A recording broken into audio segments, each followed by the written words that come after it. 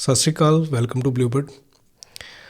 Australia से आपके पास sponsor है। यदि आपका कोई नॉन या ब्लड रिलेशन में कोई है जो आपको स्पॉन्सर भेज सकता है, तो कुछ ऐसी गलतियां जो आप ना करें तो आपको वीज़ा मिल जाएगा।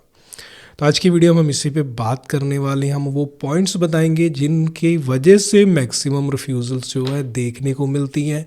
तो आज हम उस पर बात करने वाले हैं। चैनल को सब्सक्राइब जरूर कर दें ऐसी और वीडियोस देखने के लिए। हमारे चैनल पर आपको कंटिन्यू जो है वीज़ा से रिलेटेड अपडेट और इन्फॉर्मेशन मिलती रहती है जो आपके लिए काफ़ी यूज़फुल हो सकती है, जो आपकी हेल्प कर सकती है वीज़ा लेने में। ऑस्ट्रेलिया के अंदर जो विजिटर वीज़ा है 600 सब क्लास के अंदर, तो ये वीज़ा जो अप्लाई होता है डिफरेंट कैटेगरीज के अंदर अप्लाई हो सकता है। जैसे टूरिज़्म भी है, वो भी 600 सब क्लास के अंदर आता है। और यदि आपका रिलेटिव आपको स्पॉन्सर कर रहा है वो भी 600 सब क्लास के अंदर ही आता है। पर थोड़ी सी रिक्वायरमेंट जो है वो चेंज हो जाती है। चेंज मीन्स ऑफ सेंस है कि आपकी डॉक्यूमेंट रिक्वायरमेंट चेंज होंगी, आपकी जो प्रोफाइल जा रही है उसमें कुछ चीज़ों पर आपको ध्यान रखना पड़ेगा। आप एज सिमिलर टूरिज़्म की फ़ाइल की तरह नहीं उसको लॉन्च कर सकते। और उसमें आपको ध्यान रखना है कि आप जो जब प्रोफाइल करने जा रहे हो तो आप कोई छोटी गलतियां ना कर दें, ऐसी चीज़ ना हो कि जिसकी वजह से आपको रिफ्यूज़ल्स देखने को मिल जाए। तो अब हम बात करने वाले हैं उसी पॉइंट को लेके। पहली चीज़, यदि आप स्पॉन्सर ले रहे हैं, मीन्स आपको कोई इनवाइट कर रहा है, आपका रिलेटिव आपको बुला रहा है, उस टाइम पर ध्यान रखें कि आपको रिलेशन प्रूफ जो है वो ज़रूर देना है। रिलेशन प्रूफ आपका नहीं बनेगा तो वीज़ा नहीं आएगा। यदि तो आपको कोई कंपनी बुला रही है, इनवाइट कर रही है किसी बिजनेस विजिट पे, वो एक डिफरेंट मैटर है। बट आप ये कह के जा रहे हैं कि आप किसी रिलेटिव, फ्रेंड या किसी पर्टिकुलर पर्सन को मिलने जा रहे हैं, तो उसके पीछे एक रिलेशन होना ज़रूरी है। चाहे वो बिजनेस रिलेशन हो, चाहे वो फ्रेंडशिप हो, चाहे ब्लड रिलेशन हो, तो वो एक ज़रूरी होता है जिसकी वजह से आपको वीज़ा मिलेगा। पहली चीज़ इसमें जब आपने ध्यान रखना है, वो क्या पॉइंट याद रखेंगे कि जब आप अप्लाई करने जाएंगे उस टाइम पर आपका जो ब्लड रिलेशन है उसके डॉक्यूमेंट आपको साथ में ज़रूर लगाने हैं। जैसे कि आप मान लीजिए आपके मामा का लड़का आपको बुला रहा है। अब मामा का लड़का है तो उस टाइम पर आपके जो डॉक्यूमेंट है वो किस तरीके से लगेंगे।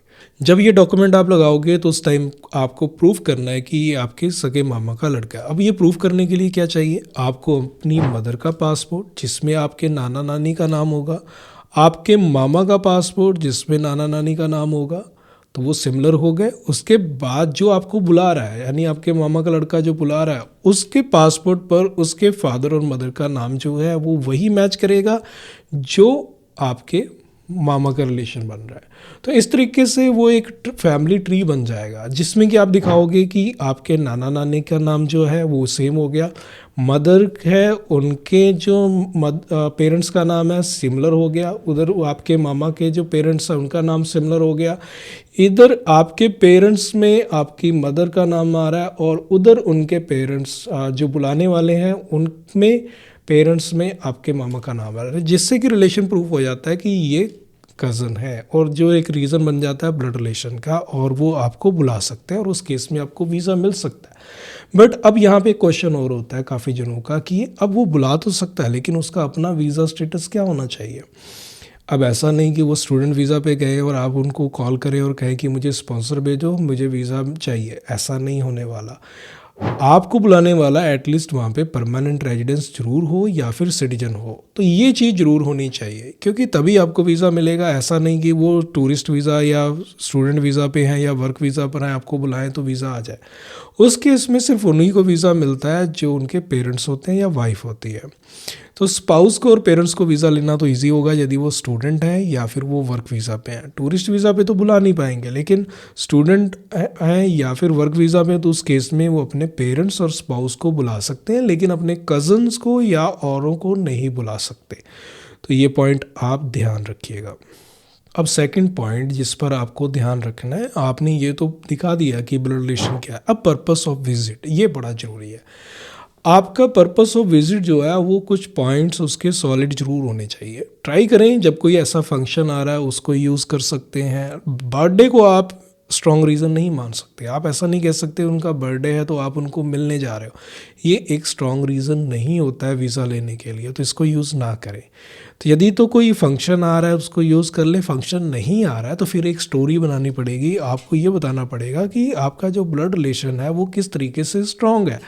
तो यदि वो स्ट्रांग है पहले से, तो मीन्स आप पहले से एक दूसरे को अच्छी तरीके से जानते हैं। ऐसा नहीं वीज़ा लेने के लिए आप आपस में क्लोज हो।